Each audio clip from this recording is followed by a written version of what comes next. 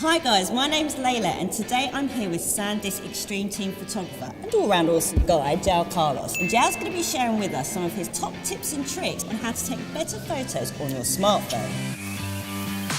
This is episode 2 of a 5-part series, so make sure you watch the first one and don't forget to subscribe to catch the next ones too. So João, what are we talking about today? So, in our previous video, one of the tips and tricks I talked about was to make sure that in your photography you didn't have any distracting elements or distracting lighting in your images. You can have not a great picture, and with the right lighting, it can really make the difference. Okay. So today's all about the lighting. Our mobile devices really don't have a great light. This is a continuous light source, so that creates red eye or like zombie eyes. In lighting with mobile photography, it's all about really being creative and seeing light in a new way. So if you're in a bar, for example, you're going to use neon lights. A refrigerator actually might have some kind of light source. Or maybe a jukebox. Perfect. I actually really liked how that worked out. So have you got any other tips on how to use light effectively? We've all seen those reflectors that professional photographers use. Like one of these? Exactly. That are big and bulky, but we've got a lot of things at home that we can use perfectly. For example, a white sheet of paper. Or you can get even more creative and use like tin foil. That'll give you like a nice silver reflector effect.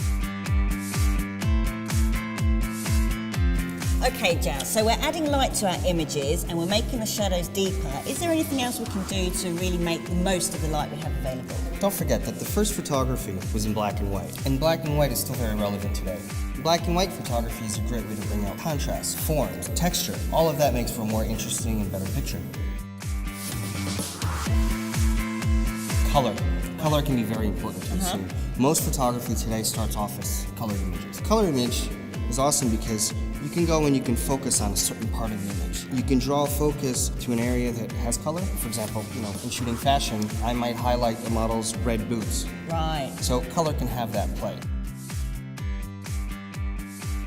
I've noticed a trend for the really brightly coloured images recently. Are they all done using filters? Well, some of them probably are, but there's also a great feature that most mobile devices have, which is called HDR. And what it does, it basically takes a series of images at the same time, and it takes your high tones, your low tones, and it combines them all together. That's why you've got all that information in those images. But you have to keep your camera really, really steady, or else you're gonna get some wacky, crazy effects. João, thank you so much for those awesome tips and tricks. I'm definitely going to be looking for more unusual light sources, especially in dimly lit environments, and also playing around with the HDR and black and white photos. Now, this is the second part of a 5-part series, so make sure you watch the first and don't forget to subscribe to watch the next ones too.